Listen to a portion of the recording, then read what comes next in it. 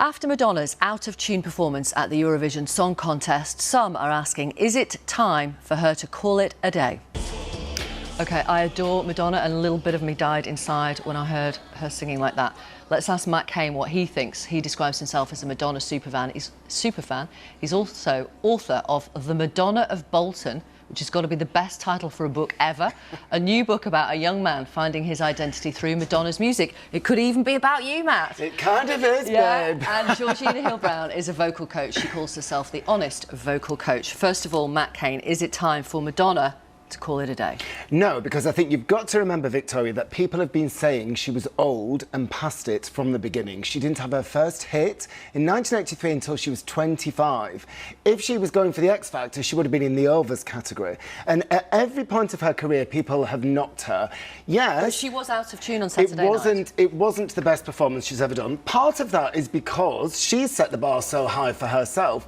But also, you've got to remember with Madonna, she changed everything for what we expect from a modern-day pop star. It's not just about the vocals. Pop stardom isn't about virtuosity. It's about capturing the spirit of the time. With her, it's about imagery, ideas, dance. It's about all these different things coming together, and she still has that. That spirit was still there when she was on stage. That's true. Georgina, could you have helped her sing more in tune?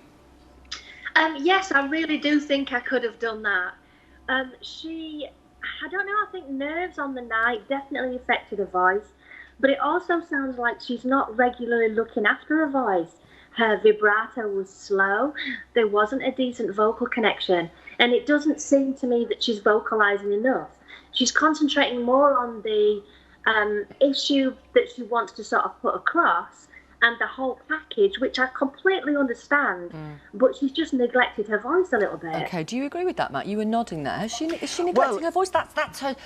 I mean, apart from her image, that is her raison d'etre. Well, funnily enough, you said that about the vocals, and I absolutely agree with what she said. But at the same time, Madonna's not just been about the vocals. And if you look at, we say she's promoting the message more, she kind of always has. Right from the beginning, she wanted to challenge society's expectations of how women should behave. When she was younger, that was what she would do sexually, how she would express herself sexually or behave herself and curb her sexuality. She challenged that. As an older woman, she's fighting against the expectation that she'll just fade away and be all demure and hide away, and she's fighting and fighting and fighting. She was dressed like a warrior when she was on stage with a corset that was reminiscent of the Jean-Paul Gaultier corset in the Blonde Ambition tour. It's like armour, and I love that strength about her, and I love that she's still fighting for what she believes in. I think it's brilliant that she's still there. That's what first inspired me. That's why when I was going through a challenging period in life, I clung on to her as a spirit guide and needed to channel. Well, I wanted to channel that strength. And I know so many people who've read my book who've come up to me and said, that's exactly what I wanted from her. I was struggling. I knew her mum had died. I knew that when she was 5, I knew she had a terrible divorce.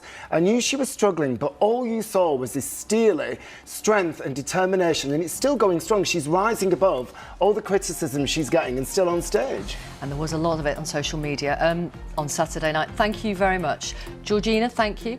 Matt, thank you very much for coming on the programme. Thank you.